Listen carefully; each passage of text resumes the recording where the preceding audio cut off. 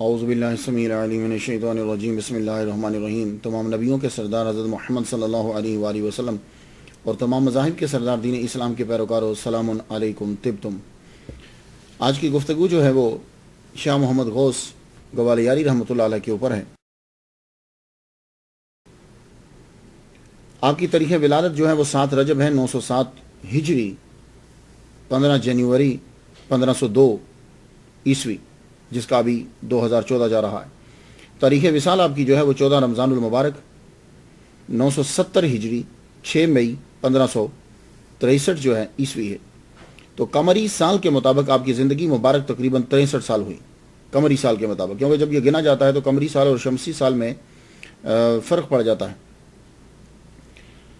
الغوث الاعظم الشیخ سید عبد القادر گیلانی رحمۃ اللہ علیہ سے 437 سال بعد جو ہے یہ پیدا ہوئے۔ آج 2014 میں ان کو پردہ فرمائے 451 سال جو ہے وہ ہو چکے۔ تحقیق ذرائع جو ہیں تحقیق کرتے ہوئے کن کتابوں کو مد نظر رکھا گیا ہے؟ آپ کی اپنی کتاب لکھی ہوئی جواہر خمسہ، اوراد غوثیہ، اور قدیم ترین جو کتاب لکھی گئی آپ کے اوپر وہ آپ ہی کے خلیفہ حضرت فضل اللہ شتاری رحمۃ اللہ علیہ کی لکھی ہوئی کتاب ہے۔ لیکن آج کے دور کے اندر جس نے بہت زیادہ کام کیا ان کے اوپر، ساری فارسی کی، انگلش کی، وہ سب کتابیں جو ہے وہ اکٹھی کرنے کے بعد بہترین جو ہے وہ مقالہ لکھا ہے وہ ڈاکٹر مسعود صاحب ہے۔ یہ ڈاکٹر مسعود احمد صاحب کو وہ لوگ تو جانتے ہیں کہ جو کتابوں کے بڑے رسیا ہیں۔ کچھ لوگ شاید نہ جانیں، یہ ڈاکٹر مسعود صاحب کوئی عام شخصیت نہیں ہے۔ جامع مسجد فتح پوری دہلی کے خطیب شاہی مفتی اعظم محمد مظہر اللہ، ان کے یہ صاحبزادہ صاحب ہیں۔ آئیے گفتگو شروع کرتے ہیں، اور معمول کے مطابق سب سے پہلے ہم گفتگو کرتے ہیں ان کے نام کے اوپر۔ ویسے عام طور پر شاہ محمد غوث گوالیاری یہ اتنا ہی لکھا ہوتا ہے، لیکن جب ہم کتابوں میں پڑھتے ہیں تو وہاں لکھا ہوا ہے سید شاہ محمد غوث الاولیاء شتاری گوالیاری رحمۃ اللہ علیہ۔ تو نام کے شروع میں سید جو ہے وہ اکثر ہم پڑھتے ہیں، جو بڑے بزرگ ہیں ان کے نام میں سید و نا ہوتا ہے، لیکن کچھ لوگوں نے سید لکھ دیا، اور شجرہ نسب لکھتے ہوئے بھی اس کے اندر جو ہے وہ سید ہے۔ اب اگر سید سے مراد ذات ہے تو پھر تھوڑی سی گفتگو ہوگی، اور اگر سید سے مراد سید و نا ہے تو پھر گفتگو کرنے کی ضرورت نہیں کہ وہ اتنے مرتبے پر فائز ہے۔ اب یہ گفتگو کرنے کی ضرورت کیوں پڑی؟ اس لیے کہ بہت بڑے بڑے محققین نے کتاب میں لکھتے ہوئے تسامو کر دیا ہے۔ بعض لوگ پوچھ لیں یہ تسامو کیا ہوتا ہے؟ تو بھائی جس کو آپ لوگ عام لفظوں میں غلطی کہہ دیتے ہیں نا، تو وہ یہ ہوتا ہے کہ چونکہ یہ لوگ محقق ہوتے ہیں، تو ہم یہ نہیں کہہ سکتے، یہ بڑے بزرگ ہم یہ نہیں کہہ سکتے کہ انہوں نے غلطی کی ہے۔ ہوتا یہ ہے کہ تحقیق کا ذریعہ جو ہے وہ ڈیفرنٹ ہوتا ہے، تو وہ ان سے تسامو ہو جاتا ہے۔ اب جیسے میں بتاتا جاؤں آپ کو، بہت بڑے مقرر ہیں ڈاکٹر طاہر القادری صاحب، کہتے ہیں کہ 1000 کے قریب کتابیں جو ہیں وہ ان کے نام سے ہیں۔ تو ان سے بھی تسامو ہو گیا۔ جب وہ شاہ محمد غوث گوالیاری رحمۃ اللہ علیہ کے اوپر تقریر کر رہے ہیں تو ان سے ہم اب غلطی نہیں کہیں گے۔ انہوں نے ایک تقریر کی ہے 9 جون 1992 کو، موضوع تھا امام حسین اور صبر، سی ڈی کا نمبر ہے 13۔ اس میں بیان کیا کہ شاہ محمد غوث گوالیاری جن کا مزار لاہور میں ہے، اب وہ جن کا مزار لاہور میں ہے کہہ کے گوالیاری بھی بولا۔ اب یہ تسامو ہے، کیونکہ شاہ محمد غوث جو ہیں وہ 3 ہیں، شاہ محمد غوث گوالیاری، شاہ محمد غوث لاہوری، شاہ محمد غوث پشاوری۔ اب جو شاہ محمد غوث گوالیاری ہیں ان کے والد کا نام خطیر الدین ہے، اور ان کا مزار گوالیار کے اندر ہی ہے۔ اور جو شاہ محمد غوث لاہوری ہیں جن کو ڈاکٹر طاہر القادری صاحب نے کہا کہ یہ گوالیاری جو لاہور میں ہیں یہ سید ہیں اور یہ پشاور سے آئے تھے، تو وہ جو شاہ محمد غوث پشاوری ہیں وہ جو ہیں وہ ان کے مرید ہیں شاہ محمد غوث لاہوری کے۔ تو یہ جو ہوتا ہے بڑے لوگ جو ہوتے ہیں ان سے تسامو جو ہے وہ ہو جاتا ہے۔ اب شاہ محمد غوث گوالیاری جو ہیں انہوں نے فیض حاجی حمید الدین حصور رحمۃ اللہ علیہ سے پایا، اور یہ جو شاہ محمد غوث لاہوری ہیں انہوں نے فیض میاں میر سے پایا ہے۔ یہ وہاں جایا کرتے تھے، وہاں پھر خام میں آ کر انہوں نے ان کو فیض عطا فرمایا۔ بات سمجھ میں آ گئی؟ تو یہ ہوتا ہے کہ تسامو جو ہے وہ ہو جاتا ہے، تحقیق کا ذریعہ جو ہے وہ ڈیفرنٹ ہوتا ہے تو تسامو ضرور ہو جاتا ہے۔ تو اسی لیے جن لوگوں نے لکھا کہ آپ سید ہیں وہ تسامو ہوا۔ لیکن میں کس بنا پہ کہہ رہا ہوں کہ آپ ذات کے اعتبار سے نہیں، ویسے تو بہت بلند درجہ ہے آپ کا، لیکن وہ جو تصور ایک آتا ہے آل نبی اولاد علی کا، تو آپ خود اپنی کتاب جواہر خمسہ کے اندر، بہت ٹاپ کی کتاب ہے، زبردست کتاب ہے، تو جواہر خمسہ کے اندر آپ نے خود لکھ دیا کہ میرا تعلق جو ہے خاندانی، میرا تعلق جا کر خواجہ فرید الدین عطار رحمۃ اللہ علیہ سے جا کر ملتا ہے۔ بات کوئی سمجھ میں آ گئی؟ تو جب آپ لکھتے ہیں جواہر خمسہ میں اس کے دیباچہ کے اندر، تو کیا کہتے ہیں؟ فقال الفقیر الراجی الی اللہ الملک القدوس السلام المؤمن المہیمن العزیز الجبار محمد بن خطیر الدین۔ سن لیا آپ نے؟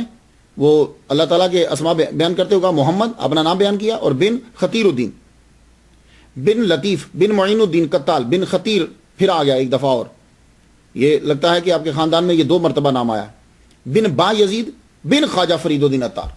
تو جب انہوں نے خود لکھ دیا ہے تو پھر ہمیں جو ہے ویسے آپ سیدنا انہیں کہہ سکتے ہیں۔ ان کے نام کے ساتھ شاہ کا لفظ لگتا ہے، شاہ محمد۔ تو شاہ کے بارے میں ڈسکس کر چکا ہوں۔ شاہ جو ہے یہ عام لفظ ہے، یہ شاہ کا معنی اصل میں بادشاہ ہوتا ہے، شاہ کا معنی اصل جڑ ہوتا ہے۔ ویسے تو اس کا معنی جو وضع کیا گیا تھا وہ جڑ اور اصل کے لیے کیا گیا تھا، پھر اس شاہ بادشاہ کے لیے استعمال ہونے لگ گیا۔ پھر جو شاہ ہے یہ سادات کرام جو تھے اپنے نام کے آخر میں استعمال کرتے تھے شروع کے اندر، تو اس سے مراد یہی ہوتا تھا کہ یہ سادات کرام ہے۔ بعد میں پھر کیا ہوا کہ ہندوؤں میں، سکھوں میں بہت سارے لوگوں نے لفظ شاہ جو ہے وہ استعمال کرنا شروع کر دیا، تو اب سادات کرام اس کو اپنے نام کے آخر میں کم ہی استعمال کرتے ہیں۔ تو شاہ جو ہے یہ اس کا معنی بادشاہ، اور بڑے کو ٹائٹل دے دیا جاتا تھا۔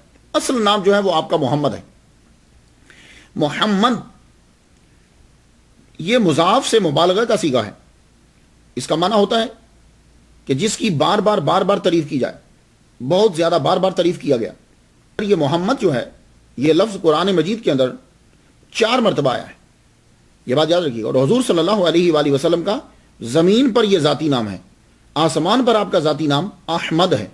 اسی لیے عیسیٰ علیہ السلام نے جب آپ کا تعارف کروایا تو احمد بولا، محمد نہیں بولا۔ کیوں؟ اس لیے کہ وہ خود آسمانی ہے، یہ آپ سمجھ گئے ہوں گے، ورنہ انہیں کہنا چاہیے تھا کہ میرے بعد ایک آئے گا جو محمد ہے، کیونکہ حضور کا نام زمین پر تو محمد ہے۔ وہ چونکہ آسمانی تھے، انہوں نے اس لیے ان کا آسمانی نام بتایا، مبشرم برسول یاتی من بعدی اسمہ احمد۔ تو حضور صلی اللہ علیہ وآلہ وسلم کی محبت کے اندر لوگ جو ہے اپنا نام اکثر محمد ہی رکھتے تھے، حضور کی محبت میں نام محمد ہی رکھتے تھے، لیکن اس کا مطلب یہ نہیں ہے کہ جس کے نام کے ساتھ محمد نہیں ہے وہ مسلمان نہیں ہے۔ اب ابو بکر صدیق رضی اللہ تعالیٰ عنہ کے نام کے ساتھ آپ کبھی یوں پڑھتے ہو محمد ابو بکر صدیق، محمد عثمان غنی رضی اللہ تعالیٰ محمد، اس کا مطلب یہ نہیں، لیکن اظہار جو ہے وہ بعد میں زیادہ کرنا پڑا، تو لوگ جو ہے اپنے نام کے ساتھ محمد رکھتے تھے۔ لفظ غوث یہ آپ کی ایک یونیک پہچان ہے۔ ویسے ہم لوگ جب بھی کبھی غوث بولتے ہیں تو مراد جو ہے وہ غوث العظم عبد القادر گیلانی رحمۃ اللہ علیہ، یہ ایک ایسا لفظ ہے، کچھ میں نے آپ کو بتایا تھا کہ الفاظ ایسے ہوتے ہیں کہ وہ کسی ہستی کے ساتھ خاص ہو جاتے ہیں، حالانکہ ان کے معانی دوسرے کے اوپر بھی صحیح فٹ بیٹھ رہے ہوتے ہیں، لیکن ہوتا کیا ہے کہ وہ لفظ اتنا عام ہو جاتا ہے کہ جب وہ بولا جائے تو ایک ہستی ہی مراد لی جاتی ہے۔ تو غوث جب بھی بولیں گے تو ایک ہستی مراد لی جاتی ہے، عبد القادر گیلانی، حالانکہ غوث کا معنی مدد ہوتا ہے۔ غور سے سماعت کیجیے گا، غوث کا معنی مدد ہوتا ہے، تو غوث العظم بڑی مدد، اور الغوث کسے کہتے ہیں؟ الغوث کھانے وغیرہ کی مدد۔ تو امام راغب اصفہانی نے یہی معنی بیان کی ہے، کون سے؟ کہ غوث کا معنی مدد ہے۔ تو یہ آپ کو ٹائٹل دیا گیا ہے اور یہ آپ کو مقام بھی عطا ہوا ہے، یہ بات یاد رکھیے۔ شاہ محمد غوث، یہ جو غوث ہے یہ ٹائٹل آپ کو ملا لوگوں کی طرف سے، اور آپ کو مقام غوثیت بھی عطا کیا گیا۔ شاہ عبد الحق محدث دہلوی رحمۃ اللہ علیہ نے جب آپ نے ان کا تذکرہ کیا ہے تو کچھ تو سوچو کہ مقام تو کوئی ہوگا نا ان کا بھی، تو وہ اخبار الاحیار کے اندر کہتے ہیں کہ جب شاہ محمد اپنے 7 بھائیوں کے ساتھ حاجی حمید الدین کی بارگاہ میں پہنچے تو آپ نے اٹھ کر انہیں گلے سے لگا لیا اور گفت بیا شیخ محمد غوث، اور بولے اے شیخ محمد غوث آؤ۔ تو لوگوں نے کہا کہ آپ نے اس بچے کو غوث پکار لیا، بھئی یہ غوث تو نہیں ہے، تو بالکل بچہ ہے، میرا خیال ہے کہ اگر تحقیق کریں تو 9-10 سال کی عمر بنتی ہے، تو آپ اس بچے کو، اس لڑکے کو آپ غوث کہہ رہے ہو؟ تو جواب ذرا سماعت کیجئے گا۔ قاضی حمید الدین حضور نہیں، حصور جو ہیں وہ فرمانے لگے دیکھو کوئی بات نہیں ہے، بادشاہ جانشین کو بچپن میں ہی شاہ عالم کہہ کر پکارا کرتے ہیں. بچپن ہی میں شاہ عالم. کیوں؟ انہیں معلوم ہوتا ہے کہ میرے بعد میرا ولی عہد یہ ہے، میرے بعد یہ بادشاہ بنے گا، تو اسے شاہ عالم کہہ دیتے ہیں. بھائی یہ مقام غوثیت پہ فائز ہوگا. اللہ اکبر جل شانہ. حدیقۃ الاسرار میں یوں ہے کہ جب آپ ان کے پاس پہنچے تو آپ نے فرمایا محمد غوث آمدید. حاضرین گفت یا غوث ہنوز بدرجہ غوثیت نہ رسید، غوث چیک نہ شد. آپ نے فرمایا حیرت کی بات نہیں ہے، یہ غوث الاغیاث ہوگا. بات سمجھ آئی آپ کو؟ تو اکبر اور ہمایوں اور اکبر بادشاہ جب آپ کو خط لکھتے تو یوں لکھتے پیر پیرا غوث الثقلین. شیخ وجیہ الدین نے آپ کو غوث پکارا. یہ شیخ وجیہ الدین کوئی معمولی آدمی نہیں ہے، 60 علوم کے اندر آپ کو دسترس حاصل تھی. اور علوی ہیں، یعنی حضور صلی اللہ علیہ وآلہ وسلم کے داماد مولا علی کی شادی ہوئی تو میں یہ آوان میں بیان کر چکا ہوں علویوں کو. تو بی بی فاطمہ سے نہیں ہے لیکن علوی.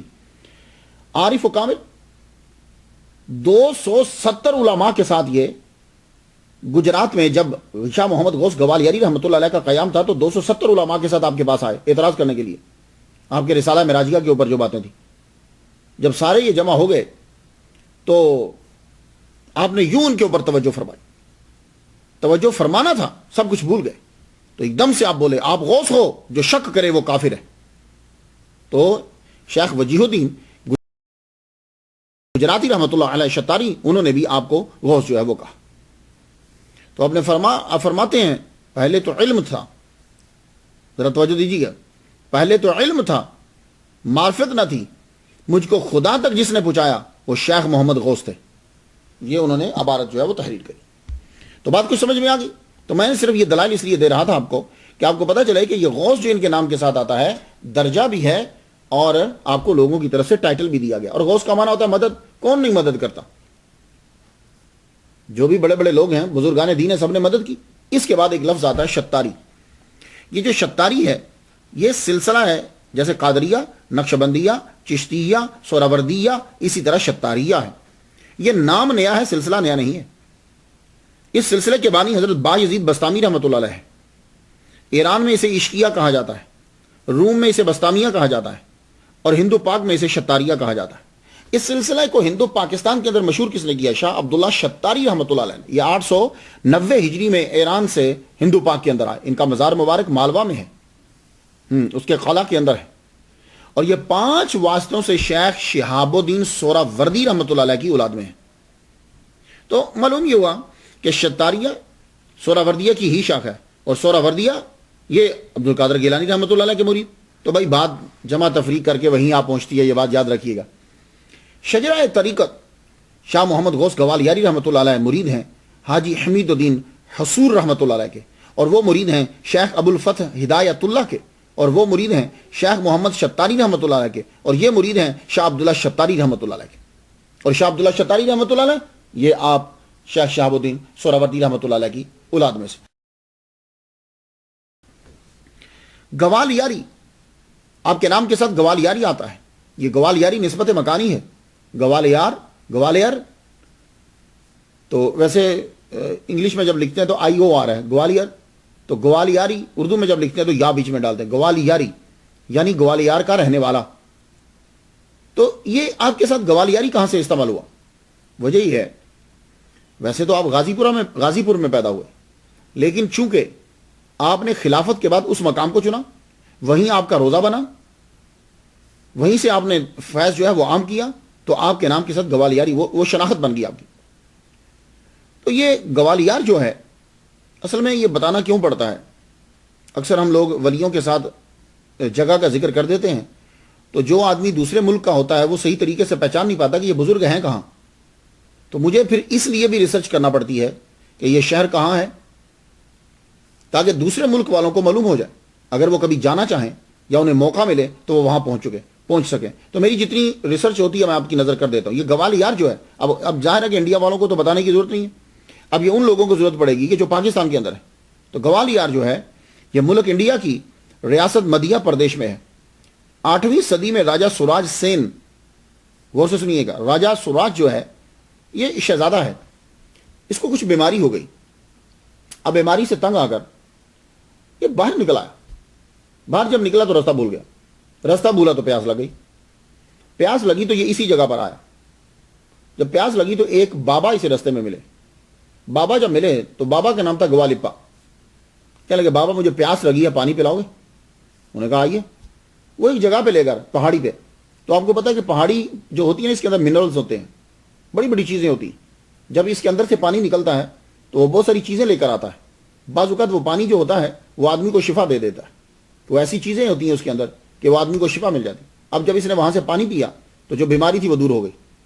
بیماری دور ہوئی, پیاس بھی بجھی, بیماری بھی دور ہوئی. تو بابا سے کہتا بابا مانگ, کیا مانگتا ہے؟ بابا نے کہا یار وہ لوگ جو پرانے ہوتے تھے چاہے کسی بھی مذہب کے ہیں, قناعت تو ہوتی تھی ان میں. تو کہنے لگا آپ اس طرح کرو, ہم لوگ یہاں عبادت کرتے ہیں. وہ ہندو تھا, مسلمان نہیں تھا. ہم لوگ یہاں عبادت کرتے ہیں تو ادھر سے آ کے جانور جو ہے نا وہ آ کر ہمیں تنگ کرتے ہیں, تم یہاں دیوار بنا دو.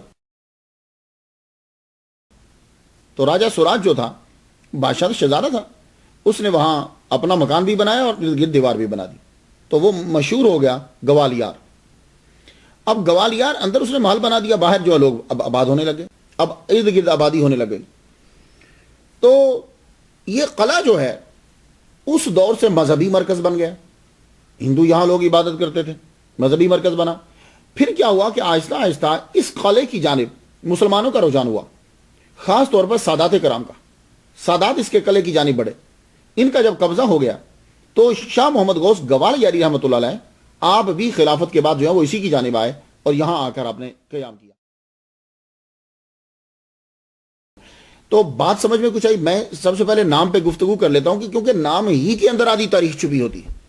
یہ بات یاد رکھیے, آدھی تاریخ نام کے اندر ہی چھپی. اگر صرف نام کے اوپر میں ڈیٹیل سے گفتگو نہیں کرتا ورنہ نام کے اندر ہی مسئلہ حل ہو جائے. اب آ جائیے خاندانی پس منظر. ہمیں دیکھنا یہ ہے کہ یہ کون سی ہستیاں کہ جو اتنی مشہور ہو گئی. سب سے پہلے آپ کے پردادا جو ہیں معین الدین قتال, یہ نیشا پور ایران سے ہجرت کر کے ہندوستان کے شہر جون پور کے اندر آ گئے. اس دور میں جو لوگ ایران سے, خراسان سے, افغانستان سے آتے تھے, پہلی بات تو یہ ہوتی تھی کہ وہ ہنر مند ہوتے تھے, ان کے اندر کوئی نہ کوئی صلاحیت ہوتی تھی, وہ صاحب علم ہوتے تھے. تو پھر وہاں سے وہ یہاں آ جاتے تھے, کیونکہ اتنی دور اگر سفر کر کے آئے آدمی, اس کے اندر کوئی صلاحیت نہ ہو تو یہاں آ کر تو پھر بھوکا مر جائے گا. تو وہ باصلاحیت لوگ ہوتے تھے. اس لیے جب بھی کبھی سنو کہ ایک آدمی ایران سے آیا, خراسان سے آیا, ہرات سے آیا, تو سمجھ جاؤ کہ وہ لوگ کسی فن کے ماہر تھے. یہ یہاں آئے, اب زندگی گزرنے لگی بہتر اور اچھی. تو اب اپنی خوبیوں کی بنا پر یہ لوگ اعلیٰ عہدے کے اوپر فائز ہو جاتے تھے. تو معین الدین قتال کا مزار آج بھی جون پور کے اندر ہے. شاہ محمد غوث رحمۃ اللہ علیہ کی ولادت, اب یہ جب معین الدین آئے تو اللہ تعالیٰ نے ان کو ایک بیٹا عطا فرمایا, نام رکھا اس کا لطیف. ان کے یہاں ایک بیٹا پیدا ہوا, اس کا نام رکھا گیا خطیر الدین. خطیر الدین کو اللہ تعالیٰ نے 8 بیٹے عطا فرمائے. اب یہ تاریخ جو ہے اس دور میں خاموش ہوتی, کیونکہ یہ لوگ اپنے اپنے کام میں لگے رہتے ہیں, اپنی بنیاد کو بنانے میں لگے رہتے ہیں. شاہ رکن الدین, حضرت شاہ پھول, شاہ ابو الخیر, شاہ ابو الفتح, شاہ قطب الدین, شاہ قدس, شاہ قاسم, شاہ محمد. اللہ تعالیٰ نے انہیں یہ بیٹے عطا فرمائے. تو یہی غازی پور پٹنہ بہار کے اندر, یہ غازی پور پٹنہ بہار میں ہے, بروز جمعہ 907 ہجری 7 رجب کو پیدا ہوئے. اور یہ تاریخ آپ نے خود اپنی اوراد غوثیہ کے اندر لکھی. تو جب آپ نے تاریخ لکھ دی ہے تو اب باقی جن سے تسامح ہوا یا جنہوں نے ادھر ادھر سے دلائل لیے, ہم ان کو تسلیم نہیں کریں گے, کیونکہ آپ نے خود یہ اپنی تاریخ ولادت جو ہے وہ تحریر فرمائی. بچپن کے بارے میں جب ہم پڑھتے ہیں تو کچھ تفصیل سے نہیں ملتا, مگر آپ کی اپنی تحریر سے یہ بات ثابت ہوتی ہے کہ آپ نے بچپن یوں گزارا جیسے 55 گزارا جاتا ہے. کیا مطلب؟ یعنی آپ نے بچپن بھی بڑے سوچ کے گزارا, فضول ضائع نہیں کیا, ہر چیز کو سوچا اور اسے حاصل کیا. اور یہ بات تو طے ہے کہ 7 سال کی عمر میں روحانیت کا وہ مقام حاصل کر لیا آپ نے کہ جو اکثر لوگ جو ہیں وہ جا کر 60 میں, 30 میں, 40 میں, یعنی بڑی عمر میں جا کے حاصل کرتے ہیں. آپ نے وہ مقام 7 سال کی عمر کے اندر حاصل کر لی. آپ نے خود تحریر فرمایا, این درویش 7 سالہ بود کے دریں راہ آمد, کہ یہ درویش 7 سال کا تھا کہ جب اس فیلڈ کے اندر آ گیا. لیکن اس سے یہ ثابت نہیں ہوتا کہ آپ نے مروجہ علوم نہیں پڑھے. بعض اوقات ایسا ہوتا ہے کہ آدمی پڑھتا جاتا ہے لیکن وہ ڈیٹیل بیان نہیں کرتا کہ میں نے اس سے پڑھا، اس سے پڑھا، اس سے پڑھا، وہ اس نے کیا پڑھا ہے وہ اس کی تقریر اور تحریر سے جو ہے وہ واضح ہو جاتا ہے کہ اس نے کیا پڑھا ہے. لیکن آپ یہ ہے کہ آپ 7 سال کی عمر میں تصوف کے اندر بھی اتنی ہی زور و شور کے ساتھ شامل ہو گئے جتنا کوئی آدمی سکول کے اندر شامل ہوتا ہے. جب آپ کی کتابیں پڑھتے ہیں تو جس خوبصورتی کے ساتھ اور برمحل آپ قرآنی آیات کا استعمال کرتے ہیں لگتا ہے کہ آپ نے قرآن مجید حفظ کیا. یعنی ایک لائن کے اندر قرآن کی آیت، حدیث اور اپنی بات، واردات قلبی، بس ایسا خوبصورت. کبھی آپ جواہر خمسہ کا دیباچہ پڑھیے گا، آپ حیران ہو جائیں گے. برمحل اور فوراً برجستہ استعمال کرتے ہیں. اللہ اکبر جل شانہ. تو ایک سفر ملتا ہے آپ کا کہ آپ نے مروجہ علوم بھی جو ہیں وہ پڑھے ہیں. ایک سفر کے بارے میں پتہ چلتا ہے. وہ کیا ہے؟ قدیم ترین سوانح جو آپ کے خلیفہ فضل اللہ شتاری نے لکھی ہے مناقب غوثیہ کے نام سے، اس میں ہے کہ آپ دینی علوم پڑھنے کے لیے بھی نکلے ہیں. آپ نے علم صرف، علم نحو، فقہ، قرآن حدیث، یہ بھی آپ ساتھ ساتھ جو ہے وہ پڑھتے رہے. تو آپ نے جونپور میں قاضی صدر جہاں کے گھر جب قیام کیا تو قیام کے دوران آپ نے قافیہ بھی پڑھا. اب یہ ضروری نہیں کہ ایک آدمی جو ہے وہ شرح جامی ہی پڑھے گا تو علامہ ہوگا، قافیہ پڑھا تو علامہ نہیں ہے. بس ایک آدمی اگر قافیہ ہی اس انداز سے پڑھ لیتا ہے، میری بات آپ سمجھ رہے ہیں، قافیہ ہی اس انداز سے پڑھ لیتا ہے کہ خود چیزیں اس کے اوپر عیاں ہونے لگ جاتی ہیں، تو ضرورت ہی نہیں. آپ کی عمر 9 سال تھی تو آپ کو معرفت گیان حاصل ہو گیا. 15 سال کی عمر تک آپ نے مروجہ علوم سارے پڑھ ڈالے اور تصوف میں بھی آپ استاد کی حیثیت سے داخل ہو گئے. ایک بات میں آپ کو بتاؤں، اکثر جب ہم لوگ پڑھتے ہیں جی فلاں آدمی نے، وہ ہوتے تو یہ مثالیں ذرا چند ہی ہیں، کم ہوتی ہیں. فلاں صاحب نے 15 سال کے اندر پڑھ لیا. پرانے زمانے میں 15 سال میں تقریباً جو ہے نا وہ جو اولیاء کرام جو بڑے بڑے اسکالر ہیں یہ سارا کچھ پڑھ دیتے تھے. اس کی وجہ کیا ہوتی تھی؟ اس کی وجہ یہ ہے ہم جو آج کل کے دور کے اندر نہیں پڑھ پاتے اس لیے کہ ہم ایک کام کرتے ہیں پھر دوسرا، تیسرا، چوتھا اور کاموں، فضول کاموں کے اندر ہمارا ٹائم بہت لگتا ہے. اگر آپ ایک ہی ٹاپک کی کتابیں اور ایک ہی ٹاپک کو لے کے بیٹھ جائیں اور انہی کی طرح پڑھیں جیسے وہ لوگ پڑھتے تھے، یعنی ٹی وی نہیں ہے، نیٹ نہیں ہے، کھیل نہیں ہے، کوئی چیز نہیں ہے، کہیں جانا نہیں ہے، کچھ بھی نہیں، تو آپ بھی اس عمر کے اندر وہ ساری چیزیں حاصل کر سکتے ہیں جب اللہ کا فضل ہو. وہ لوگ ان کاموں میں نہیں پڑھتے تھے. ہم کیا کرتے ہیں کہ ہم جب کوئی کام کرنے لگتے ہیں تو پھر اس کے ساتھ 3-4 کام اور بھی شروع کر دیتے ہیں.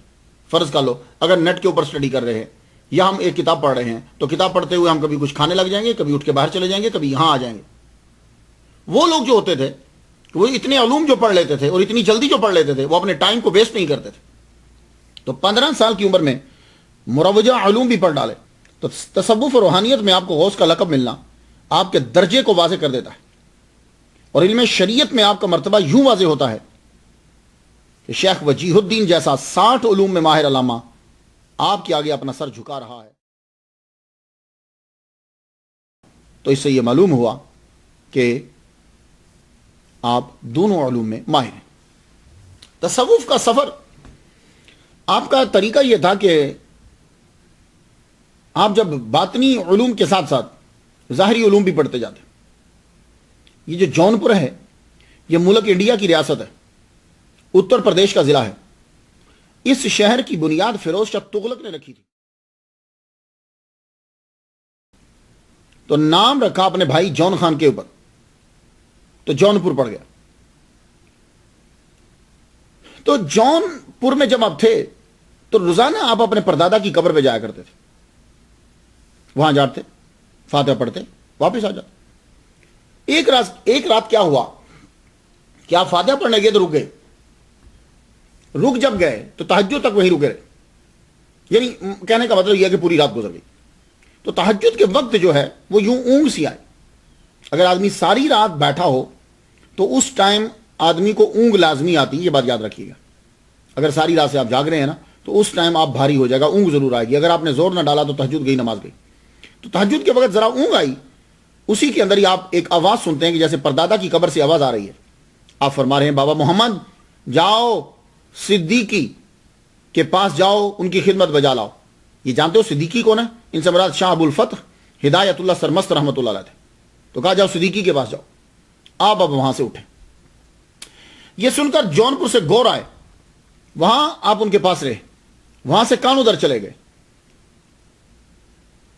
لگتا ہے کہ یہ جو بیچ میں عبارت چھوٹ گئی ہے، لگتا ہے کہ یہی آپ کی رہنمائی فرما رہے ہیں اور آپ کو بھیج رہے ہیں۔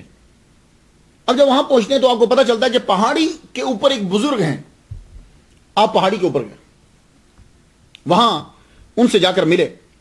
ابھی آپ کا چہرہ ان کے چہرے کے سامنے ہی گیا تھا کہ وہ کہنے لگے، ایک دم سے بولے، فرمانے لگے، خوب آئے، بر وقت آئے، میں تمہارا ہی انتظار کر رہا تھا، میں مقام غوثیت پہ فائز ہوں، اب میرا جانے کا وقت آ گیا ہے، تو مجھے حکم یہ ہوا کہ اپنا فیض اس کو دے کے جاؤ، اور تمہاری شکل مجھے دکھائی گئی، آؤ اور اپنا فیض لو۔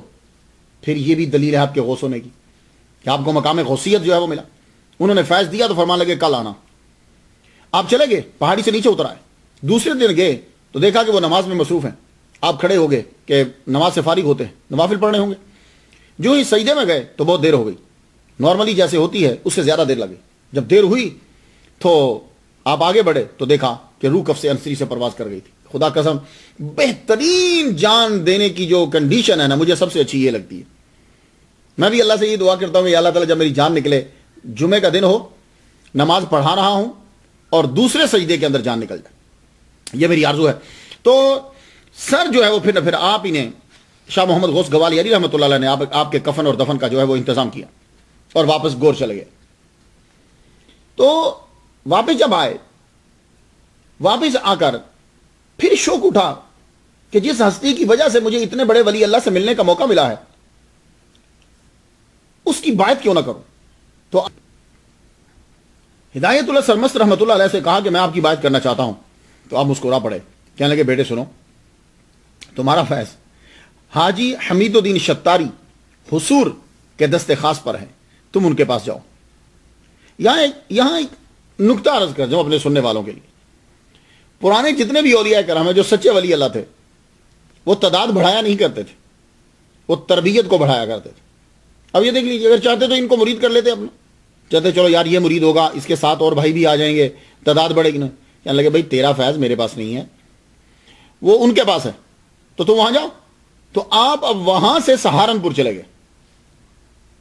سہارنپور، شاہ محمد غوث گوالیاری رحمۃ اللہ، وہاں سے پھر سہارنپور جو ہے یہ ملک انڈیا کی ریاست اتر پردیش کا ضلع ہے۔ وہاں جگہ بتا دی کہ فلاں جگہ پہ جب تم پہنچو گے، وہاں ایک درخت ہے، درخت کے نیچے ایک بزرگ بیٹھے ہوں گے، وہ انہی کے پاس پہنچو، وہاں تمہارا فیض ہے۔ اب یہ سہارنپور تلاش کرتے کرتے اس جگہ پہ پہنچ گئے، دیکھا کہ ایک بزرگ جو ہے وہ درخت کے نیچے کھڑے۔ یہ جب وہاں پہنچے تو کوئی گفتگو نہیں ہوئی، سلام کرا، وہ ان کے چہرے کو دیکھتے جاتے ہیں، چہرے کو دیکھتے جا رہے ہیں۔ تھوڑی دیر کے بعد اپنے مرید شیخ احمد سے کہنے لگے، شیخ احمد پہچان اس لڑکے کو، یہ کون ہے؟ وہ خاموش ہو گئے، کہنے لگے غور سے دیکھ، یہ وہی لڑکا ہے کہ جس کا چہرہ محمد مصطفیٰ صلی اللہ علیہ وآلہ وسلم نے مجھے دکھایا تھا۔ اب آپ قریب جو ہے وہ بٹھایا۔ اب یہ جو چہرہ دکھایا تھا، اب یہ ظاہر تشنگی ہے اگر میں آپ کو بات نہ بتاؤں کہ چہرہ دکھایا تھا، یہ کیا واقعہ ہے کہ شیخ احمد پہچان اس لڑکے کو؟ وہ یہ ہے کہ قاضی حمید الدین جو شاہ محمد غوث گوالیاری رحمۃ اللہ علیہ کے پیر و مرشد ہیں، یہ قاضی حمید الدین حصور، اکثر کتابوں والا نے اس کو حضور لکھ دیا، حضور نہیں ہے، یہ حصور ہے، اس لیے کہ انہوں نے شادی نہیں کی، ان کی اولاد نہیں تھی، تو جو شادی نہیں کرتا، عورت کے قریب نہیں جاتا، اس کو حصور کہتے ہیں۔ یحییٰ علیہ السلام کا تعارف کرواتے ہوئے اللہ تعالیٰ نے قرآن مجید میں یہ کہا کہ وہ سید ہیں، وہ حصور ہیں، کیونکہ یحییٰ علیہ السلام عورت کے قریب نہیں گئے، تو سیدم و حصورا۔ ویسے عورتوں کے قریب تو عیسیٰ بھی نہیں گئے، لیکن وجہ یہ ہے کہ عیسیٰ شادی کریں گے آ کر، اس لیے ان کو حصور نہیں کہا گیا، حالانکہ ابھی تک وہ کنوارے ہیں، لیکن حصور نہیں کہا گیا۔ کیوں؟ اس لیے کہ وہ جانے سے پہلے شادی کریں گے، تو جو شادی نہیں کرتا اور چلا جاتا ہے تو کہا یحییٰ حصور۔ تو یہ بھی قاضی حاجی حمید الدین بھی حصور ہیں۔ تو یہ 30 سال تک مدینہ شریف میں محمد مصطفیٰ صلی اللہ علیہ وآلہ وسلم کے روزہ اطہر پر مجاور رہے۔ کیا بات ہے یار، نوکری مل جائے مکہ کی اور نوکری مل جائے مدینہ کی، اس سے بڑی نوکری ہوئی اور ہو نہیں سکتی۔ بڑے خوش نصیب ہیں وہ لوگ۔ تو 30 سال سرکار کے در پر جھاڑو پھیرنے کے بعد آپ کو حکم ہوا سرکار کے روزہ اطہر سے کہ تم ہندوستان چلے جاؤ، وہاں کسی کو فیض جو ہے وہ دینا ہے۔ تو آپ نے عرض کی حضور بیت المقدس کو بڑا من چاہتا ہے، وہاں سے ہوتا ہوا میں واپس جاؤں گا۔ تو آپ مدینہ شریف سے بیت المقدس چلے گئے، میرا بھی بڑا من چاہتا ہے، اور تقریباً اولیاء کرام کو میں نے دیکھا ہے کہ وہ فیض شروع کرنے سے پہلے بیت المقدس میں ضرور گئے ہیں انشاءاللہ الرحمن۔ دیکھتے ہیں کہ اب کب باری آتی ہے کہ بیت المقدس کی زیارت کا بھی موقع ملتا ہے انشاءاللہ. تو بیت المقدس میں یہ پہنچے حاجی حمید الدین حصور رحمۃ اللہ علیہ، بیت المقدس میں پہنچے یروشلم میں. بیت المقدس میں نماز پڑھی. نماز پڑھنے کے بعد بیٹھے ہوئے کچھ سوچ رہے ہیں، ایسے ہی خیال آ گیا، کہنے لگے یار نہ میرا کوئی بیٹا، نہ کوئی ایسا مرید کہ میرے نام کو آگے چلائے اور جو فیض میرے پاس ہے میں اسے دے دوں. بھائی یہ سوچتے سوچتے ہی آپ کی آنکھ لگی، سرکار صلی اللہ علیہ وآلہ وسلم کا دیدار ہوا، اور ساتھ میں حضرت ابو بکر صدیق رضی اللہ تعالیٰ عنہ ہے. ابو بکر صدیق رضی اللہ تعالیٰ عنہ کے ہاتھ میں ایک پرچہ ہے، کاغذ ہے بڑا سا، ایک حضور کے ہاتھ میں ہے. تو حضور صلی اللہ علیہ وسلم اور ابو بکر صدیق آپ نے دونوں نے کہا یہ پکڑ لو حمید الدین، یہ دونوں جو کاغذ لو اور اس کے اوپر دیکھ لو شبیہ کس کی ہے. تو دیکھا کہ ایک کے اوپر شبیہ تھی جو حضور نے پکڑا ہوا تھا کاغذ، شاہ محمد غوث گوالیاری رحمۃ اللہ علیہ کی، اور جو پکڑا ہوا تھا ابو بکر صدیق رضی اللہ تعالیٰ عنہ نے کاغذ، اس کے اوپر شبیہ تھی حضرت شیخ پھول رحمۃ اللہ علیہ کی. یہ آپ کے بھائی ہیں دونوں. دے دی فرمایا یہ دونوں تیرے مرید ہیں، دونوں تیرے بچے ہیں، یہی تیرے فیض کو آگے چلائیں گے، اب چلو واپس. آپ اٹھے تو وہ تصویر اور وہ شبیہ آپ کو یاد تھی. تو آپ سیدھا بیت المقدس سے سہارنپور آ گئے. سہارنپور آ کر اس درخت کے نیچے کھڑے رہے تا آ کے آپ کی ملاقات جو ہے شاہ محمد غوث گوالیاری سے ہوگی. یہ آج کا دن جو ہے آپ کو سمجھ میں آ گیا. اصل میں بات تھوڑی سی ہوتی ہے، اس کو سمجھانے کے لیے پھر بیک گراؤنڈ میں جانا پڑتا ہے. تو اب وہ کہہ رہے تھے شیخ احمد دیکھ یہ وہی لڑکا ہے. دونوں بھائیوں کو ایک ساتھ فیض دینے کے بعد اب وہاں سے آپ روانہ ہوئے، وہاں سے سہارنپور سے. اب شیخ پھول کو ساتھ لے گئے اور شاہ محمد غوث گوالیاری رحمۃ اللہ علیہ سے یہ کہا کہ تم جاؤ چنار کی کوہستان جو پہاڑ بہت خوبصورت علاقہ ہے، آپ جاؤ اس کے جنگلوں کے اندر جا کے ریاضت کرو. تو آپ نے وہاں ریاضت جو ہے وہ شروع کر دی. 10 سال سے زیادہ آپ نے اسی کے اندر ریاضت کی ہے. لیکن یہ جب ریاضت اور مجاہدہ کرتے ہیں اس کا مطلب یہ نہیں ہوتا کہ 10 سال وہ ایک جگہ پہ بیٹھے رہے. مسئلہ بات صرف یہ ہوتی بتانا ہوتا ہے کہ 10 سال وہ اسی ایریے میں رہے، جاتے ہوں گے کہیں تو پھر واپس جاتے ہوں گے کہیں. تو زیادہ تر وقت آپ نے مجاہدے میں ریاضت میں یہاں گزارا، اپنے نفس کے اوپر قبضہ، جو چیزیں مرشد نے سکھائی تھی وہ سب. اور اس کے علاوہ ملاقاتیں بھی کرتے تھے، آپ کے پاس لوگ آتے تھے، مرید بنے. بہت بڑا حلقہ آپ کا مرید جو بنا ہے وہ یہ کوہستان چنار کے اندر جب آپ رکے ہیں 10 سال، اسی کے اندر آپ کے خلفاء بھی مریدین بھی سب بنتے رہے، کیونکہ مقام غوثیت تو آپ کو دے دیا گیا تھا. آپ نے بچپن میں اگر کسی نے بہت جلدی مقام غوثیت حاصل کیا ہے، اب میری اتنی نظر تو نہیں ہے، کوئی پیدائشی ولی نہ ہو تو بعد کے جتنے ہیں جن کو عطا کیا گیا سب سے کم ترین عمر جو ہے وہ مجھے ان کی لگتی. تو آپ یہاں جو ہے وہ اس کے بعد شیخ پھول کو آپ نے واپس بھیج دیا بہار جا کر، ان کو ساتھ بہار رہ گئے تھے، واپس بھیج دیا جاؤ تم اپنے بھائی کے پاس اور رکو ضرورت ہے. تو آپ نے یہاں جنگلی پتے اور پھلوں کو کھا کر گزارا کیا شاہ محمد غوث گوالیاری رحمۃ اللہ علیہ نے. پھر جب مدارج طے ہو گئے، اب پیر کو پتہ چلا کہ میرا مرید جو ہے وہ اس مقام پر پہنچ گیا ہے، اب اس کو کسی جگہ پہ بٹھا دیا جائے. تو آپ خود تشریف لائے. بعض تو کہتے ہیں کہ 12 سال یہاں لگا دیے. اس کا مطلب یہ ہو کہ بہت چھوٹی عمر کے اندر آپ کو مجاہدات کے اندر داخل کر دیا گیا. تو یہی اسی دوران میں یہ جو 10 سالہ پیریڈ یا 10 سے کچھ زیادہ بنتا ہے، اسی پیریڈ کے اندر آپ نے شورائے فاق کتاب جواہر خمسہ جو ہے وہ لکھی. یہ کتاب جو ہے وہ ولیوں کو پڑھنا بڑی ضروری ہے، یہ ولیوں کے لیے، عام آدمی کے بس کی بات نہیں ہے. اگر آپ بنیادی کتابیں جو ہیں رسالہ کشاریہ پڑھ چکے ہو، کشف المحجوب پڑھ چکے ہو، اور 2-3 کتابیں بیسک جو ہیں وہ آپ لوگوں نے پڑھ لی ہیں، تو اس کے بعد جو ہے وہ آپ اسے ہاتھ لگائیے. لیکن ولی اللہ کے لیے یہ رکھنا ضروری ہے جو آگے کامل بن چکا ہے اس کے لیے. تو جواہر خمسہ جو ہے اس کو آپ نے وہاں لکھا. تو مرشد جب تشریف لائے تو مرید کو بامراد پایا، خوش ہوئے، خلافت عطا کی، اپنا خاص جبہ دیا اور فرمایا 160 سال کی عمر میں، بہت عمر تھی.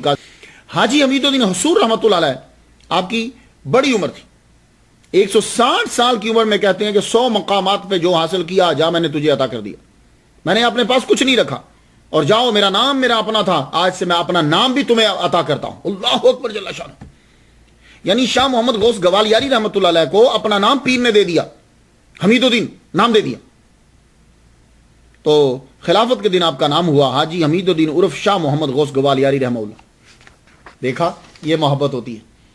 تو جواہر خمسہ آپ نے اپنے مرشد کے سامنے پیش کی، کہا مرشد میں نے یہ لکھا، اگر موقع ملے تو ضرور پڑھی. مرشد کو دی تو مرشد نے جب پڑھے یہ 5 جوہر پڑھے، 5 موتی پڑھے، تو کہنے لگے تو نے اپنا کام خوب انجام دیا اور اللہ کی مخلوق کو وافر ہدایت دی. اب مرشد سے پوچھتے ہیں کہ مرشد میں کہاں جا کے ڈیرا لگاؤں، میں قیام کہاں کروں؟ تو مرشد نے فرمایا پورا جہاں تیرا ہے، جہاں تیرا دل کرتا ہے وہاں جا کے قیام کر لے، ہم قید نہیں لگاتے، تجھ پہ چھوڑتے۔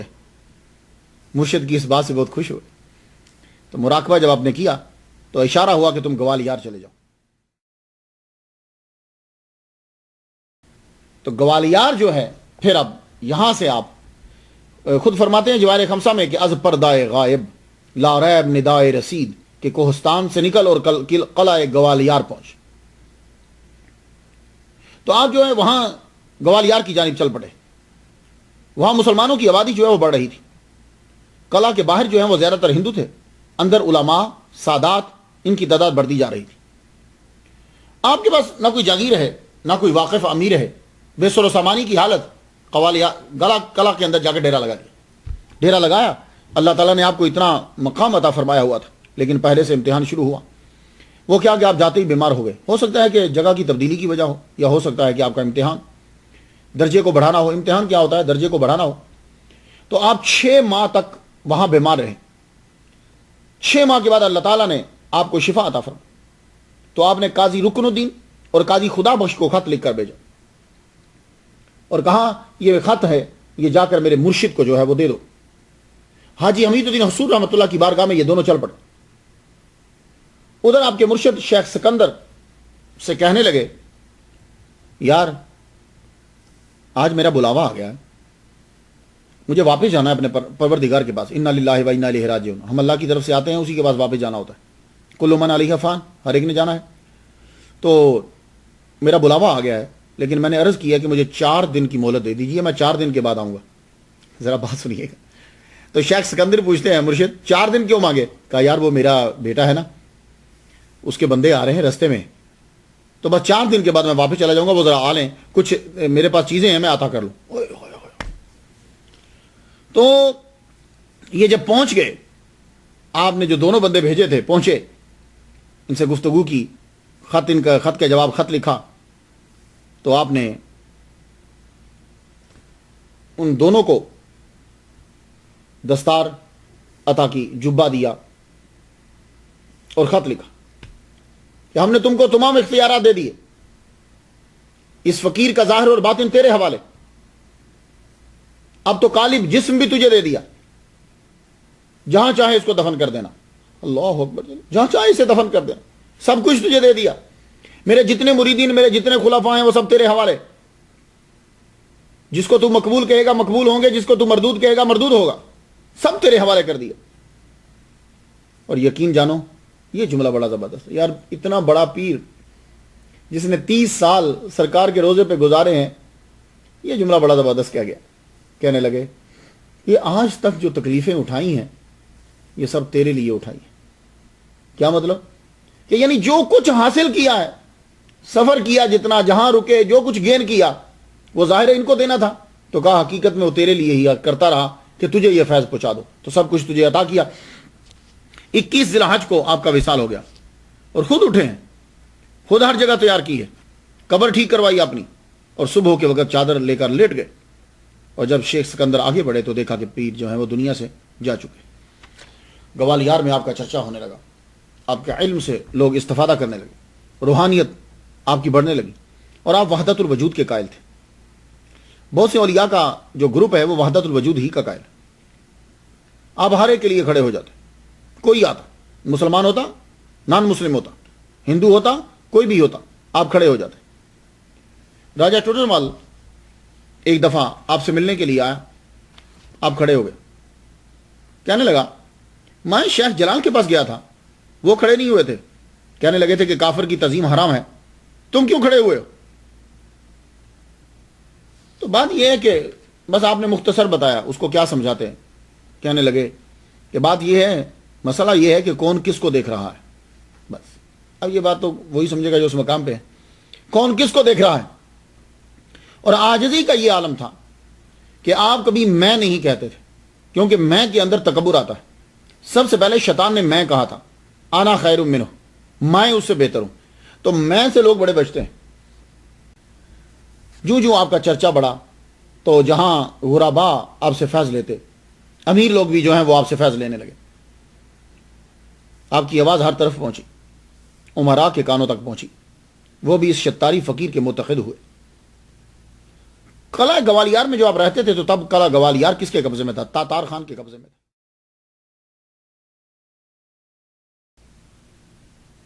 تاتار خان کو آپ نصائح کرتے رہتے تھے، سمجھاتے رہتے تھے، یہ کرو، اس طرح کام کرنا ہے، رعایا کے ساتھ یوں رہنا ہے، کیونکہ قلعہ گوالیار کے اندر اور ارد گرد میں آپ کے بڑے مریدین ہو گئے تھے، بہت زیادہ مرید آپ کے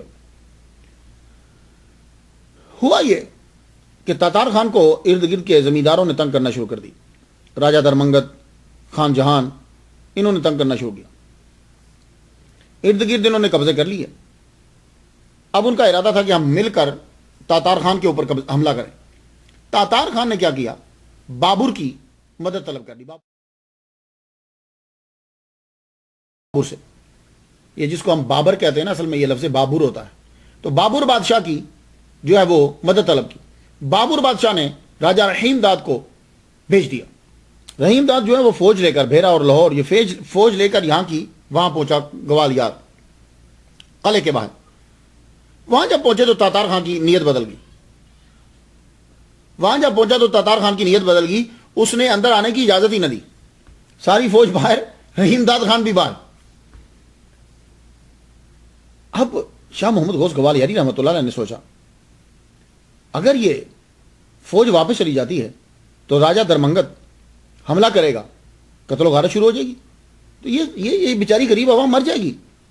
اور اگر یہ رحیم داد اندر حملہ کر دیتا ہے تو تاتار خان میں اور رحیم داد میں لڑائی شروع ہو جائے گی، پھر بھی عوام جو ہے وہ مر جائے گی۔ آپ نے تاتار خان کو سمجھایا، کہنے لگے دیکھ، ایک تو نے بلایا، وعدہ کیا، دوسرا تو نے بلایا، وہ مہمان ہو گئے، اب تو اندر نہیں داخل ہونے دے رہا، مہمان نوازی نہیں کر رہا، مہمان نوازی تو نہیں کر رہا، تو یہ بھی دونوں چیزیں اچھی نہیں ہیں۔ لیکن تاتار خان نہ سمجھا تو اب آپ نے کہا میں عوام کو بچاؤں تو بچاؤں کیسے؟ آپ نے رحیم داد کو پیغام بھیجا، کہنے لگے دیکھو، تم وعدہ کرو کہ تم اندر آ کے تلوار نہیں اٹھاؤ گے، تم قتل و غارت نہیں کرو گے، کیونکہ آپ جانتے تھے کہ جو باہر فوج ہے وہ تاتار خان اس کا مقابلہ نہیں کر سکتا، اب وہ حملہ ضرور کرے گی، واپس تو نہیں جائے گی۔ کہا بھائی لکھو تم کہ تم عوام کو مارو گے نہیں، تلوار نہیں اٹھاؤ گے، کچھ نہیں کرو گے، سب معاملات گفتگو سے حل ہوں گے۔ سب مان گیا۔ ہوا یہ کہ آپ نے فرمایا رحیم داد خان سے کہ تم اس سے بات کرو اور صرف تم اندر آنے کی اجازت طلب کرو۔ تو رحیم داد خان نے تاتار خان سے یہ بات کی کہ صرف مجھے آنے دو اور میرے چند بندے کو آنے دو اندر، بھائی ہم تو لوگ تو باہر نہیں رک سکتے۔ تو وہ ان کے چند بندوں کے آنے کا مان گیا۔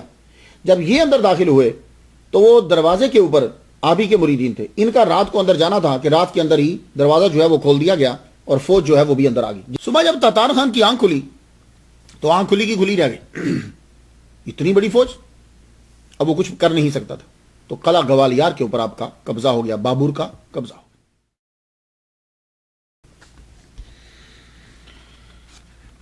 بابر، ہمایوں اور اکبر، یہ تینوں جو ہیں آپ کی عقیدت مندوں میں شامل ہو گئے، کیونکہ تاتار خان پھر واپس بابر کے پاس چلا گیا، وہاں جا کر اس نے سر کو جھکا دیا، اطاعت قبول کر لی۔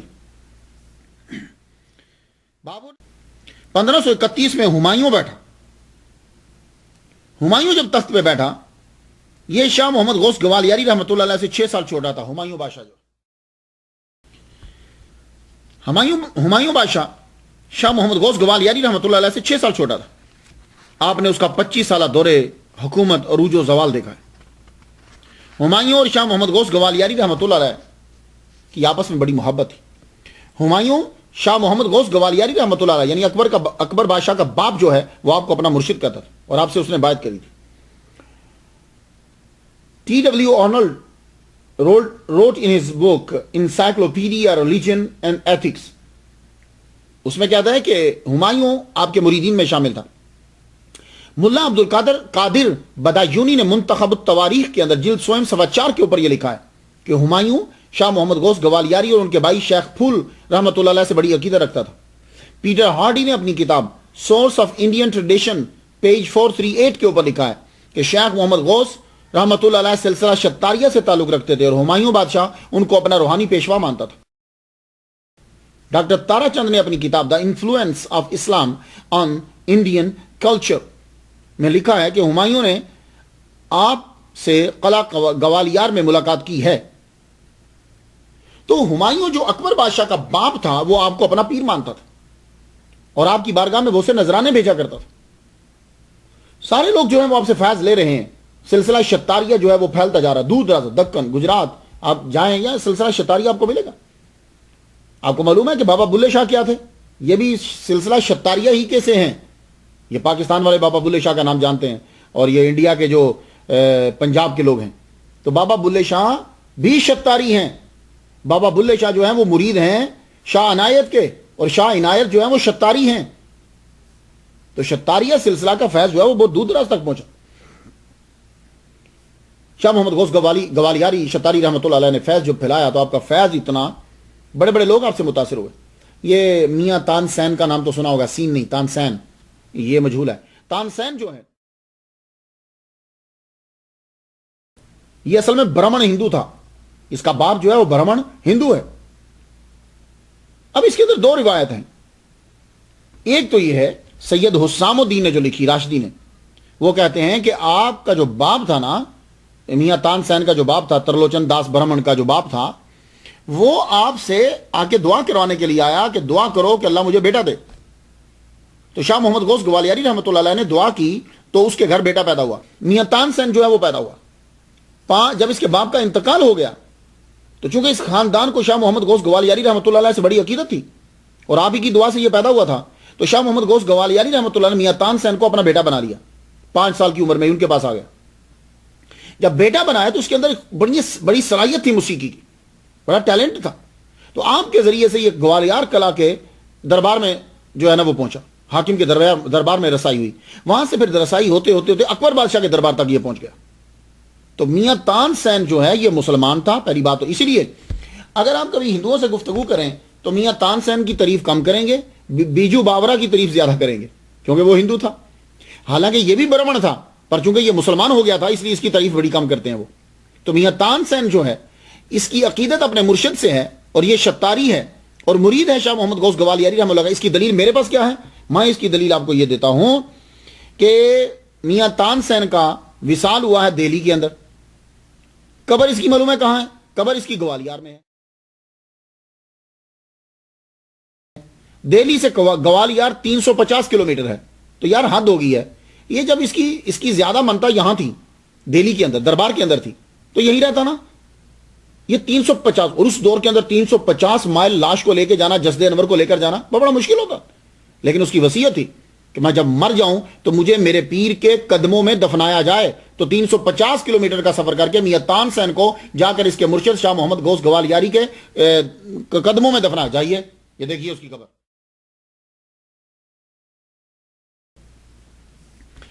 تو آپ کی عقیدت جو ہے وہ بڑھنے لگی، آپ کا اثر و رسوخ بھی ساتھ ساتھ بڑھنے لگا. گوالیار میں رہتے ہوئے لوگوں کے بہت کام کیے آپ نے. ایون کہ ہمایوں کے جو گورنر ہوتے تھے، ہمایوں کے جرنیل جو ہوتے تھے، اس کی جو دربار میں شامل ہو، جب ان کو کوئی بھی مصیبت یا پرابلم ہوتی تو وہ فوراً جا کر شاہ محمد غوث گوالیاری رحمۃ اللہ علیہ سے عرض کرتے، آپ ان کی سفارش کرتے تو ان کے مسئلے حل ہو جاتے.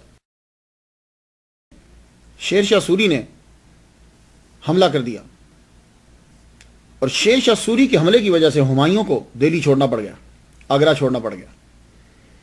یہ شیر شاہ جو ہے اس کا اصل نام فرید خان تھا. یہ ہمایوں کے باپ بابر کی فوج میں جرنیل تھا، پھر بہار کا گورنر بنا دیا گیا. جب بابر کا انتقال ہوا اور ہمایوں تخت نشین ہوا تو اس نے بغاوت کر دی اور پورے بنگال پر قبضہ کر لیا اور دہلی پر بھی پھر قبضہ کر لیا. ہمایوں کو دہلی چھوڑنی پڑی. اب وہ کیا کرے گا؟ تو شیر شاہ کو بڑا مانتے ہیں لوگ. شیر شاہ کو کہتے ہیں کہ بھائی بڑا زبردست جو ہے وہ بادشاہ تھا. ٹھیک ہے، مجھے اس پہ ڈسکس نہیں کرنا. لیکن اس نے جب دیکھا کہ میں تو باپ کے ساتھ کام کرتا تھا، یہ بیٹا تخت کے اوپر بیٹھ جائے گا، اس کے اندر کیا صلاحیت ہے، اس نے بھگا دیا ہمایوں کو. ہمایوں بھاگ گیا. اب جب اس نے قبضہ کر لیا تو ظاہر ہے کہ جو اب بادشاہ کے تعلقات والے ہوں گے زیر عتاب آئیں گے. تو سب سے پہلے تو آئیں گے شاہ محمد غوث گوالیاری. اب قبل اس کے کہ یہ لشکر بھیجتا اور قلعہ گوالیار کے اوپر قبضہ کرتا، آپ نے گوالیار کو چھوڑ دیا. گوالیار کو چھوڑ کر آپ اپنے خاندان سمیت جو ہیں وہ وہاں سے بڑھے. بندیر کھنڈ کے اندر آپ نے آ کے قیام کر لیا. وہاں جب قیام کیا، آپ کی فیملی تھی، آپ کی فیملی، آپ نے 4 شادیاں جو ہیں وہ کی. اللہ تعالیٰ نے آپ کو 9 صاحبزادے جو ہیں وہ عطا اور 5 صاحبزادیاں جو ہیں وہ آپ کی تھی. آپ کا خاندان جو ہے، ہمایوں جو ہے وہ ایران، خراسان وہاں چلا گیا طاقت کو جمع کرنے کے لیے. تو آپ کو شاہ محمد غوث گوالیاری رحمۃ اللہ کو قتل کرنے کے لیے اس نے اپنے بھانجے کو بھیج دیا شیر شاہ سوری نے کہ جاؤ ان کو جا کے قتل کر دو. ان لوگوں نے آتے ہی کیا کیا کہ آپ کے حرم پر بھی حملہ کر دیا, جہاں آپ کی عورتیں رہتی ہیں, خاندان کے لوگ ہیں, حملہ کرنا شروع. تو جب یہ حملہ, جب بدتمیزی یہ کر رہے حرم تک پہنچ گئے, تو اس وقت شاہ محمد غوث گوالیاری رحمۃ اللہ کی والدہ محترمہ کہنے لگی, کہتی ہیں شاہ محمد غوث سے کہنے تیری غوثیت کب ظاہر ہوگی. تب آپ کو جلال آیا تو آپ لشکر کی جانب متوجہ ہو کے کہنے لگے دیکھو یار, لوگ تو اولیاء کرام کی قدم بوسی کرتے ہیں اور تم ہو کہ ہمارے حرم پر تلواریں چلانے آگے ہو, تم چلے جاؤ یہاں سے. آگے سے ایک بولا ہم تو تمہاری گردن کاٹ کے جائیں گے. فرمانے لگے اچھا کہاں ہے میری تلوار. اتنا کہنا تھا کہ مشرق سے تلوار ظاہر ہوئی. بس پھر جتنے لوگ حرم میں قبضہ کرنے آئے تھے, بدتمیزی کر رہے تھے, تلوار چلتی رہی تب تک نہ تلوار رکی جب تک کہ سب کی گردنیں نہیں اڑ گئی. اب یہ تو ڈر کے بھاگ گیا وہاں سے. آپ وہاں سے چلے, آپ نے آ کر وہاں سے بھی چھوڑ دیا اور گجرات آ کر قیام کیا. گجرات جب پہنچ گئے تو جب آدمی کسی جگہ پہ جاتا ہے نا, تو جس فیلڈ کا ہوگا اس فیلڈ کے لوگ سب سے پہلے اس کا مقابلہ شروع کر دیں گے. اب یہ چونکہ صوفی تھے, عالم تھے, اب سب سے پہلے وہاں مولویوں کو پھڈا, مولویوں کا مسئلہ بن گیا. مولویوں کے ہاں کتاب پہنچ گئی تھی رسالہ معراجیہ. وہ معراج نامہ جو تھا اس کو آپ نے پڑھ لیا. اب وہ معراج نامہ آپ نے لکھا ہوا تھا, دیکھیے جو کتاب جس حال میں لکھی ہو اس حال میں پہنچ کر اعتراض کیجیے. اب یہ کتاب جو آپ کی لکھی ہے استغراق کی حالت میں ہے. اب دیکھیے جو مسئلہ محبت کا ہے اس کو محبت میں گفتگو کیجیے, اس کو ریاضی میں مت لائیے. اب جو مسئلہ جنت کا ہے وہ جنت میں ہی ڈسکس ہوگا. اب جنت کے مسائل یہاں لے آئیں اور یہاں کے مسائل جنت میں لے جائیں, مشکل ہے. جنت کا مسئلہ جنت میں, اب وہاں 70 شادیاں ہیں, وہاں شرابن طہورہ جائز ہیں, وہاں دودھ کی نہریں ہیں, بھائی وہاں کے مسئلے وہاں ہیں. دنیا کے مسئلے دنیا میں ہیں, یہاں 4 ہیں, مشکلات بھی ہیں یہاں اور بڑے سے مسائل ہیں. یہاں کام کرنا ہے وہاں کام نہیں کرنا. تو جنت کے مسئلے جنت میں, یہاں کے مسئلے یہاں, ایک دوسرے کے اوپر نہیں لے جانا. تو جو استغراق, اب دیکھو اس طرح تو پھر حضرت خضر علیہ السلام قرآن مجید کے اندر موجود ہے کہ آپ نے ایک بچے کو مار دیا, آپ نے قتل کر دیا, تو پھر کیا گوری ہے. اب یہ مسئلہ خضر علیہ السلام کے پاس وہاں جہاں وہاں ہے وہاں رہ کر حل کرنا ہے. اگر اس کو یہاں لائیں گے تو پھر وہی اعتراض ہوگا جو موسیٰ علیہ السلام کر رہے ہیں, یار تو نے ایک بچہ مار دیا. شاید سمجھ گئے ہوں. تو مولویوں نے جو کتابیں پڑھی ہوئی تھیں ان میں یہی تھا کہ یہ مجرم ہے.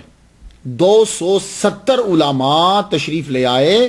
جب آپ گجرات میں سارنگ پور کے اندر, سارنگ پور ضلع احمد آباد کا ایک گاؤں ہے, سارنگ کہتے ہیں مور کو.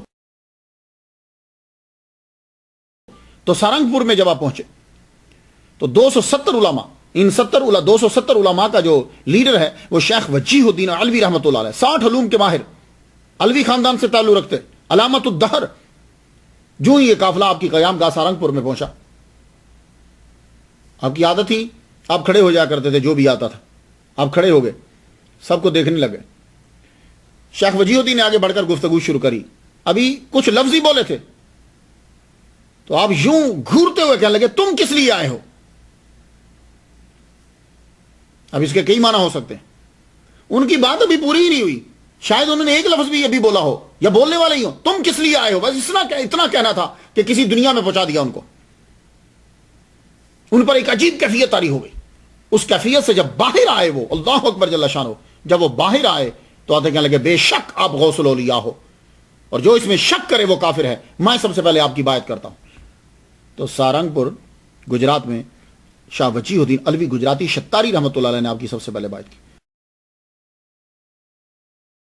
یہ آپ کے نامور خلفاء ہیں. 80,000 طلباء کو آپ نے پڑھایا ہے, 1400 خلفاء جو ہیں وہ آپ نے بنائے ہیں, اور بہت سی کتابیں آپ نے لکھی. تو شاہ محمد غوث گوالیاری رحمۃ اللہ گجرات میں پھر 14 سال تقریباً رہے ہیں. آگے پیچھے بھی جاتے رہتے تھے. تو آپ کے یہاں قیام کے دوران شتاریہ سلسلہ بڑا پھیلا, بہت سے لوگ آپ کے گرویدہ ہوئے.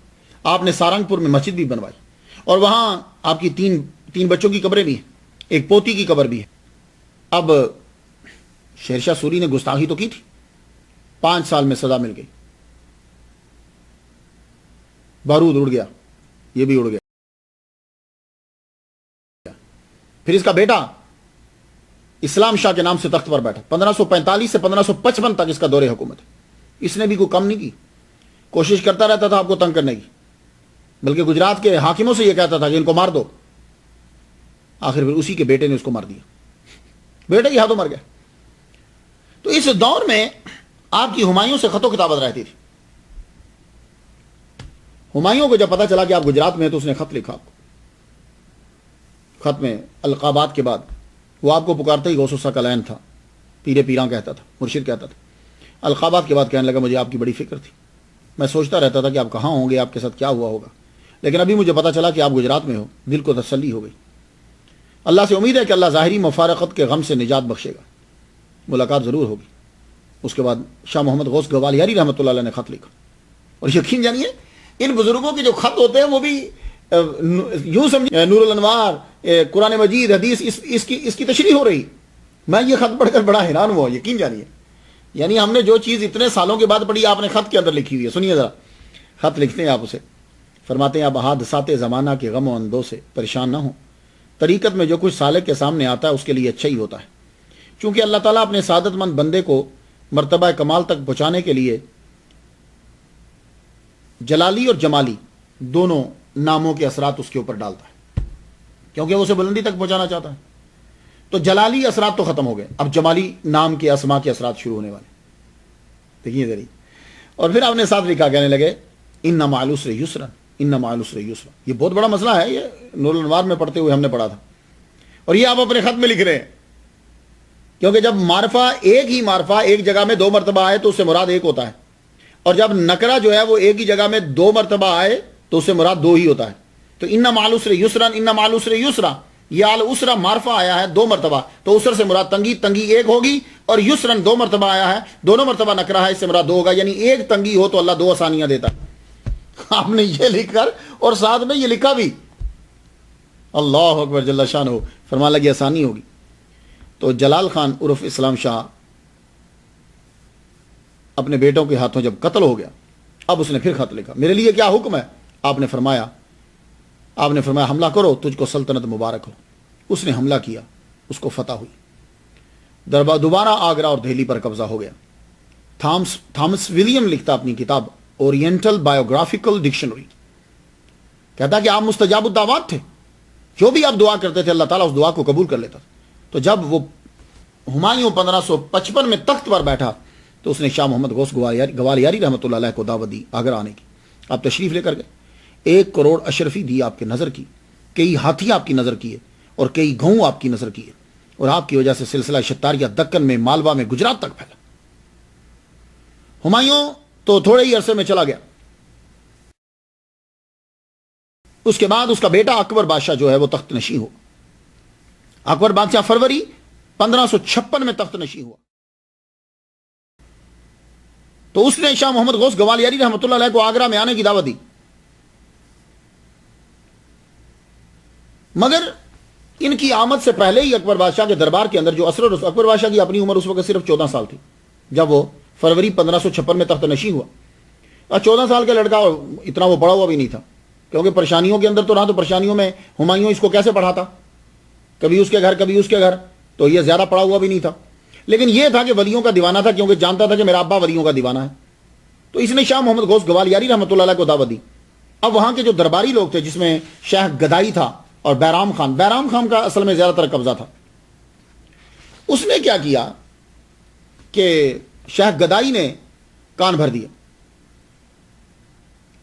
اس واقعے کو نقل کرتے ہیں ملا عبد القادر بدایونی، وہ خود وہاں تھے، انہوں نے ان کو دیکھا، اس لیے میں ان کی بات نقل کر رہا ہوں، باقی کتابوں کی نہیں نقل۔ کہتے ہیں کہ میں نے دیکھا شاہ محمد غوث گوالیاری رحمۃ اللہ کو، میں نے دیکھا کہ بازار کے اندر سے جا رہے ہیں، ہاتھی کے اوپر بیٹھے ہوئے ہیں، ارد گرد بازار کھچا کھچ بھرا ہوا ہے آپ کے مریدین کا اور چاہنے والوں کا، کسی کو گزرنے کی جو ہے وہ وہاں راستہ مل نہیں رہا کہ وہ ادھر ادھر سے گزر جائے، اور آپ کے اندر عاجزی کا یہ اظہار ہے کہ کوئی بھی سلام کرتا ہے تو سر یوں نیچے تک جھکا دیتے ہیں۔ یہ ملا عبد القادر بدایونی رحمۃ اللہ علیہ نے اس کو نقل کیا کہ نیچے تک جو ہے وہ اپنے سر کو جھکا دیتے تھے۔ لیکن سید فضل علی شاہ کلیات گوالیار کے صفحہ 16 پہ لکھتے ہیں کہ اکبر شروع میں ان کا بڑا ہی دیوانہ تھا، اس کی وجہ اس کا باپ ہمایوں کی عقیدت تھی، مگر اکبر بادشاہ کے وقت آپ کی قدر نہ ہو سکی۔ بادشاہ تو 14 سال کا تھا، اور جب آپ دربار میں حاضر ہوئے تو بیرام خان اور باقی جو اس کے ساتھ ماننے والے تھے انہوں نے کوئی خاص پذیرائی نہیں دی شاہ محمد غوث گوالیاری۔ آپ ان کی صد مہری کی وجہ سے بڑے پریشان ہوئے، اور اس کی ساری وجہ شیخ گدائی تھا۔ وہ شیخ گدائی نے کیا کیا کہ وہ معراج نامے کے جو اعتراضات تھے وہ پھر سے ہرے کر دیے اور ان کے دماغ کے اندر بٹھا دیا. وہ کیا کہتے ہیں؟ بنزد خرد این سخن روشن است کہ ہم پیشہ را دشمن است. یہ بات تو بالکل واضح ہے، روشن ہے عقل مندوں کے نزدیک کہ جو ہم پیشہ ہوتا ہے وہ ہم پیشے کا دشمن ہوتا ہے. شاہ محمد غوث رحمۃ اللہ علیہ نے گجرات کو چھوڑ دیا. اب وہ گجرات اور آگرہ چھوڑ کر واپس گوالیار پھر دوبارہ چلے گئے. گوالیار جب پہنچے تو جن جن لوگوں نے آپ کی مخالفت کی، آپ سے دشمنی کی، وہ خوش نہیں رہے. تاتار خان نے مخالفت کی، قلعہ گوالیار چھوڑنا پڑا. شہر شاہ سوری نے مخالفت کی، برود سے اڑ گیا. اسلام شاہ جلال خان نے فوج بھیجی، مخالفت کی، بیٹے نے اس کو قتل کر دیا. بہرام خان نے مخالفت کی، ایک پٹھان نے گجرات میں اس کو مار دیا. شیخ گدائی نے مخالفت کی، یہ واقعی گدا بن گیا. تو گوالیار میں جب آپ واپس پہنچتے ہیں تو یہاں آ کر آپ نے پھر اب گوالیار آئے، آپ نے آ کے مستقل ڈیرا لگا لیا. یہاں آپ نے ایک عظیم الشان خانقاہ کو تعمیر کیا اور مریدین کی تربیت میں مشغول ہو گئے. اور آپ نے بہت ساری جو ہے وہ کتابیں بھی لکھی ہیں. ایک جواہر خمسہ ہے اور جواہر خمسہ میں یوں آغاز کرتے ہیں: الحمدللہ الاحد الحمدللہ الاحد الصمد الذی لم یلد ولم یولد ولم یکن لہ کفوا احد. قرآن، حدیث اور واردات قلبی یوں ایک ساتھ چلاتے. سبحان اللہ. اور آپ کی یہ کتاب فارسی میں لکھی ہے، بعد میں اس کا عربی میں ترجمہ ہوا، آپ نے عربی میں نہیں لکھی.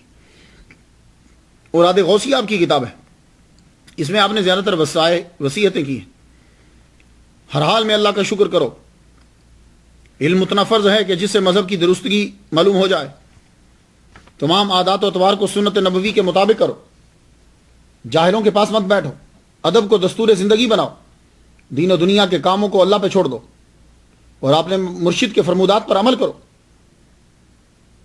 اور اگر تمہارے مرشد نہیں ہیں تو شیخ شرف الدین یحییٰ منیری کی مکتوبات جو ہیں اس کا مطالعہ کرو.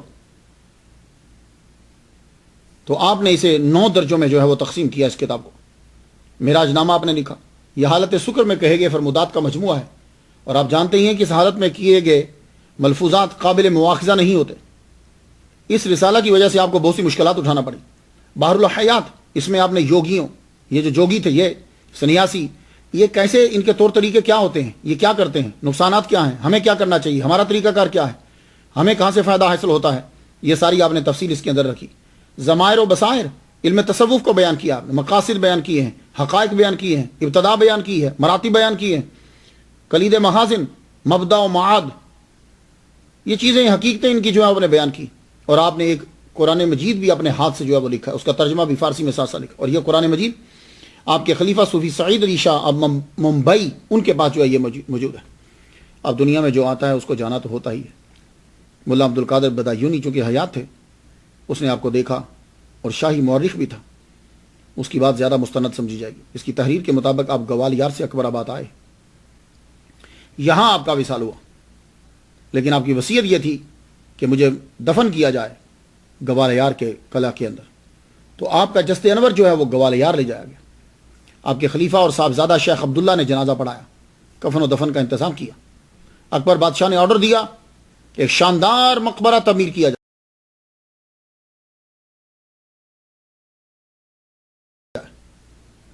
اور مقبرہ و خانقاہ کے خرچے کے لیے 5 لاکھ روپئے کی جگیر لکھ دی اکبر بادشاہ نے. زبردست مقبرہ، زبردست مزار آپ کا بنا ہے. مسلم اور ہندو طرز تعمیر جو ہے استعمال کیا گیا. آج بھی ٹورسٹ جو ہیں وہ جاتے ہیں، اسے دیکھتے ہیں. جب مقبرہ بن گیا تو اکبر بادشاہ نے سید قاسم علی اور علی کلی خان کو حکم دیا کہ ہر جمعرات قاضی شہر کے ہمراہ روزہ پہ جاؤ اور ساری رات وہاں مراقبہ ہو، ذکر ہو، اور صبح ہو صبح شیرین حلوہ کھانا پکا کر غربا میں جو ہے وہ تقسیم کیا جائے. اور یاد رکھا جائے کہ اس خدمت کے اندر ذرا کوتاہی نہیں ہونی چاہیے. اگر کوتاہی ہوئی تو تم کو اور قاضی کو تبدیل کر دیا جائے گا اور سخت سزا دی جائے گی. اکبر بادشاہ نے تمام بچوں کے نام، جتنے آپ کے بیٹے تھے، سب کے نام الگ الگ جاگیریں جو ہیں وہ آپ نے مقرر کر دی. تو یہ شاہ محمد غوث گوالیاری رحمۃ اللہ علیہ، ان کا مزار آج بھی. اور یہ شاہ محمد غوث جو ہیں یہ خواجہ فرید الدین عطار رحمہ اللہ کی اولاد سے ہیں، اور خطیر الدین ان کے والد کا نام ہے، اور یہ شتاری سلسلہ کے ہیں. اور جو شاہ محمد غوث لاہوری ہیں یہ سید ہیں، گیلانی ہیں، اور یہ پشاور کے رہنے والے ہیں، اور ان کے والد گرامی کا نام سید حسن ہے۔ انہوں نے فیض میاں میر رحمۃ اللہ علیہ سے لیا ہے۔ میں تو ان کے لیے فاتحہ پڑھ چکا، آپ بھی فاتحہ پڑھ دیجئے۔ اجازت دیجئے، وآخر دعوانا الحمدللہ رب العالمین۔